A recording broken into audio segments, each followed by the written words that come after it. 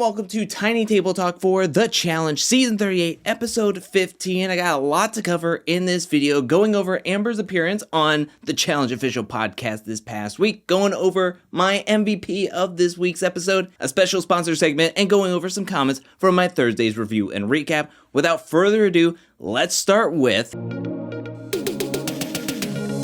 Now, after this episode was over, I was sad for the fact that Amber and Chauncey had been eliminated from the game, but I was a little excited because I was thinking that Amber and Chauncey were going to be on the Challenge Official podcast being interviewed by Devin and Davon. To my chagrin, I logged on to Spotify to find out that Amber was going to be on the podcast solo and being interviewed by Tori and Anissa. It looks like Tori and Anissa will be co-hosting the podcast now until forever, it seems like. So we're going to have to keep that in mind going from week to week to week. Now, even though I was a tad disappointed of who was hosting the Challenge Official podcast this week, there was something about Tori and Anissa interviewing Amber that kind of gave it an interesting flair, because like throughout the season, it's been a real tandem between like Devin and Amber, and sometimes Nerese when she was around as well, that those three are really the culprits of the Amber slander this season. So Amber getting to say her side of how she felt about why she was volunteering herself, the narrative that keeps on going around, the storyline that continues from season to season with her and with the rest of the house. We get to hear her talk to one of the biggest critics of her, and that is Anissa.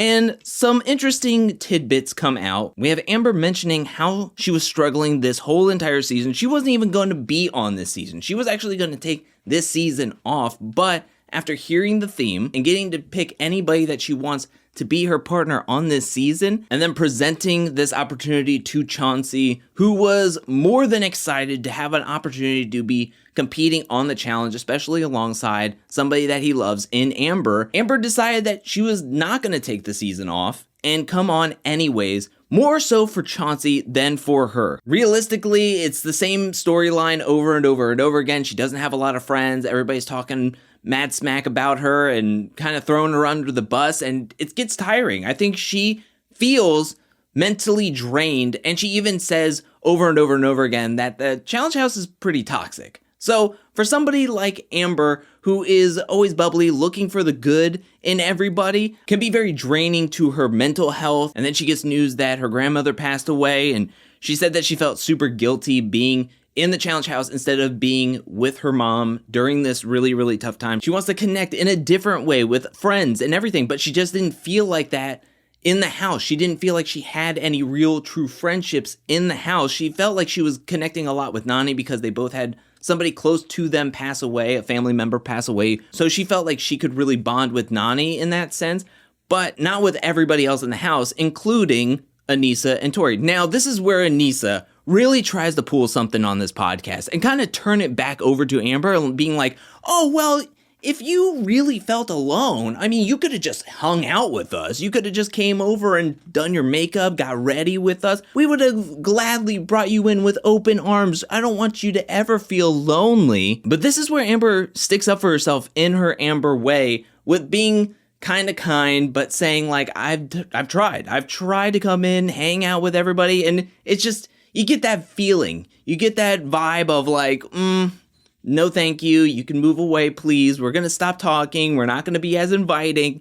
And so Amber said she had to leave the room. She doesn't call out Anissa for being like, oh, well, this is just performative or anything. But she does say like, why does anybody think I'm volunteering myself to be noble? Why would I do that this far into the game just to be a publicity stunt or anything like that, to be shady? It does not make any sense. So I really like that. I also like that Amber is like, I'm done. I'm done with this storyline of every single season having every single vet talk smack behind my back, talk about me in the confessional, spread these rumors around the house, the perceptions that they have that they want to project on me, and then I'm left being an individual, like isolated in the game. I'm tired of it. I'm done with it. Sometimes I want to play the game. Sometimes I just want to have fun. And she's tired of this. She wants to have friends. She wants to have allies. She wants somebody to have her back in the game.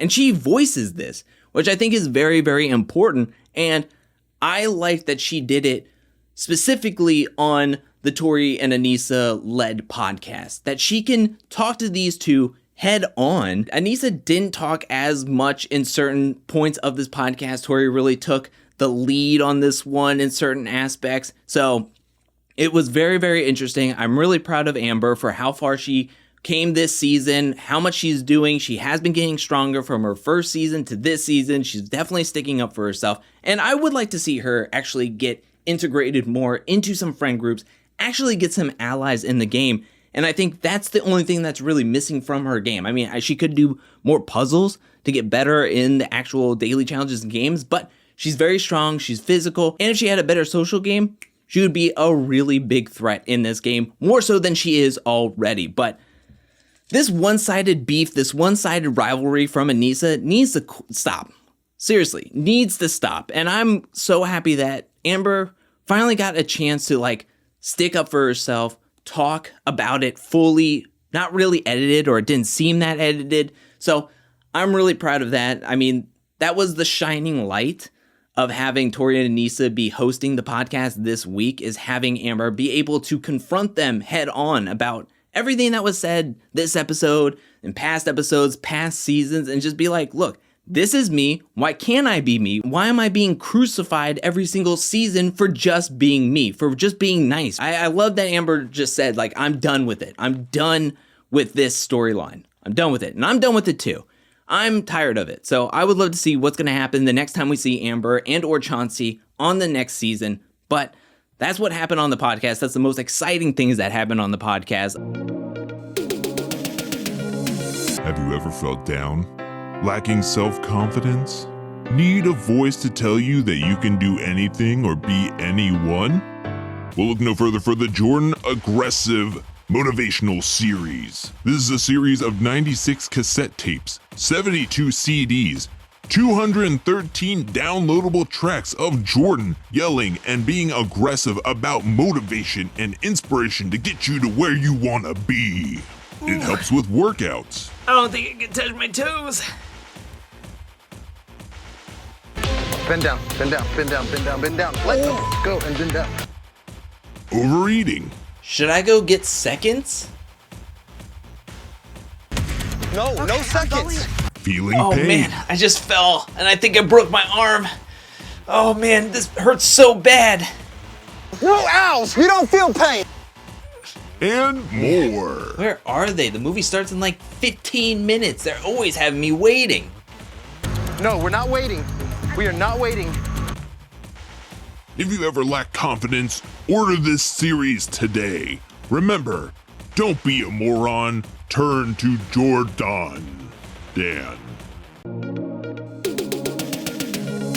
Now it's time to go through the MVP, or the riding pair, for this past week's episode. And I gotta tell you that the riding pair is Jordan and Anissa. They won 2 eliminations in one episode. Name me another impressive feat that anybody else did in this episode to deserve the MVP. None. You cannot tell me anybody else did that much better. I mean, heck, just look at what Jordan has been able to do over the past 2 episodes. From 14 to 15, he faced off against Horacio and lost. Then he had to come back, be paired up with Anissa to face off against both Fessel and Mariah and Casey and Kenny. Then when they lost that, they had to face off against Casey and Kenny one-on-one, which they won. And then at the end of this past week's episode was then thrown into the elimination by not being claimed safe by Horacio and Olivia to face off against Amber and Chauncey in Rumble Tumble. Really, really impressive. I liked what they were able to do in the eliminations, and in Redemption, really, really strong performances by both players. The team that I'm worried about moving forward, even though I gave them the MVP of this past week, I am worried about Jordan and Anissa. Outside of the elimination games that they played this past week, they weren't looking all that great. I mean, I don't know if it was an editing problem, because I just can't believe that they only got 1 out of 10 correct on that bus. If they really did get 1 out of 10 on that bus and those balls, that's wow. I know that the edit was really trying to push Anissa needs to just believe in herself. She can do anything if she puts her mind to it. Jordan will be there to really push her into gear. I don't know about that. I think in an elimination context, yes, that definitely works. But when it comes to a long race that has a lot of parts and a lot of moving parts, like a finals, It worries me. Now, again, we're not going to go straight into the finals because next week it looks like there's going to be another episode, another daily challenge, possibly another elimination. Maybe it's going to be a purge. But anyways, I am a little nervous for Jordan and Nisa, but we're just going to have to wait and see.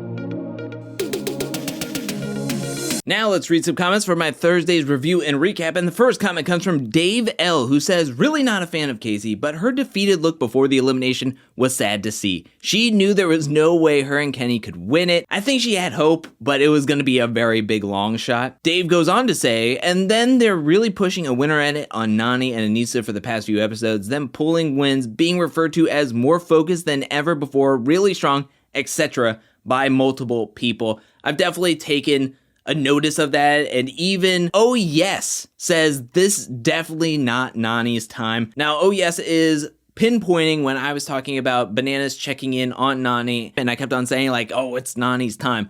I made an emphasis of that because it feels like the episode and even the prior episodes before that were like trying to hammer it home, like, it is Nany's time. Nany is more focused than ever. Nany's here. Nany's here to play. After that win against Mariah, it seems like that's the storyline. That's your trajectory that the challenge is really pushing with Nany. The next comment comes from Christy, who says, Banana saying the team's things was like waking up from a bad dream was hilarious. It really was a bad dream to watch and not even necessary. The only team it hurt was Nelson and Nerys. I remember him saying that and going, yes, it was a bad dream for about a month.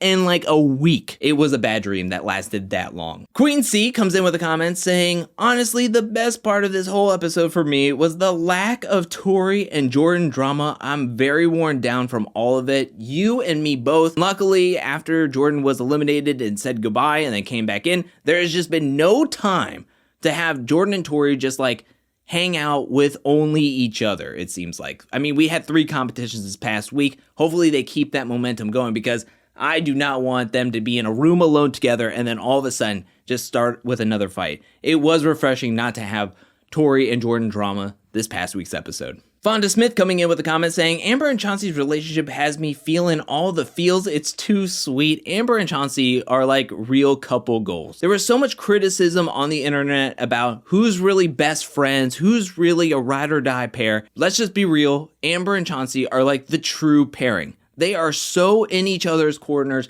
They will ride for each other no matter what. I think their relationship is the most wholesome relationship in challenge history. Kate comes in with a comment saying, it made me sad to see how positively Amber thought of and talked about the rest of the people, contrasted by how everyone else talked so badly about her. I mean, take this comment and put it at the end of every single episode that Amber has ever been on, or every single season that Amber has been on, because like what Chauncey and her were talking about in the backyard, where Chauncey is like, you just love everybody. And Amber just sees the good in people. And yeah, she was like, I just want everybody to make it far. I love everybody. She gets attached to everybody and sees the good in everyone. And then, yeah, to hear everybody in interrogation. And that's not even like the worst stuff. There's so many things that are said about her that we probably don't even see during the edit or is talked about in social media or talked about. Like, she's just so nice to everybody. And everybody wants to just like, I don't know, pounce on her for being nice and try to like twist it into, oh, she's trying to get something out of everybody. She's trying to be getting this publicity and all this other stuff. It's like, just relax, everybody.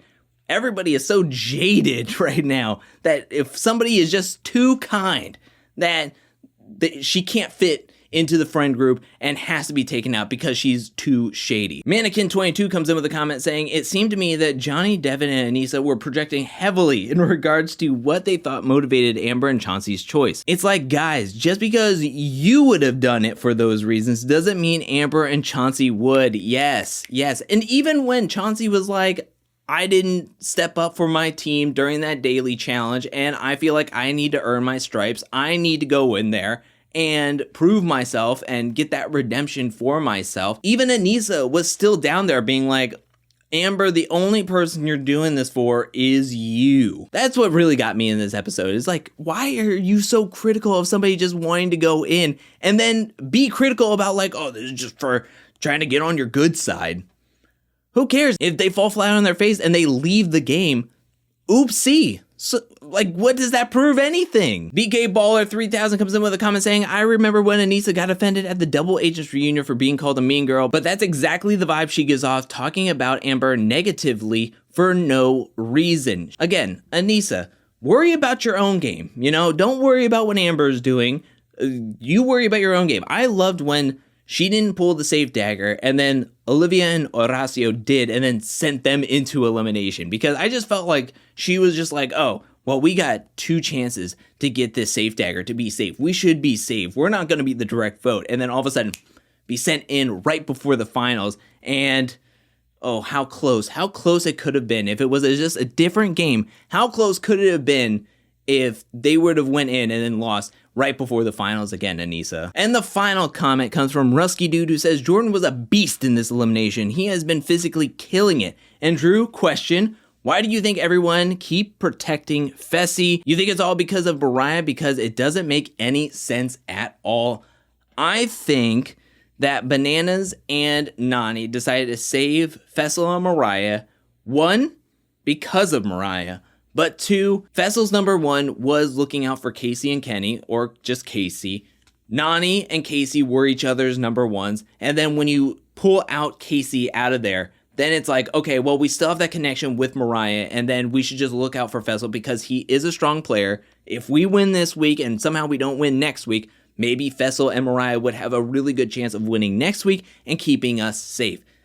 That's what I would think. If Fessel is looking for another team to look out for because Casey is gone and Casey was his number 1, well, Nani can fill that role, Nani and Bananas can fill that role, and they could kind of be meshed in to being each other's number 1s.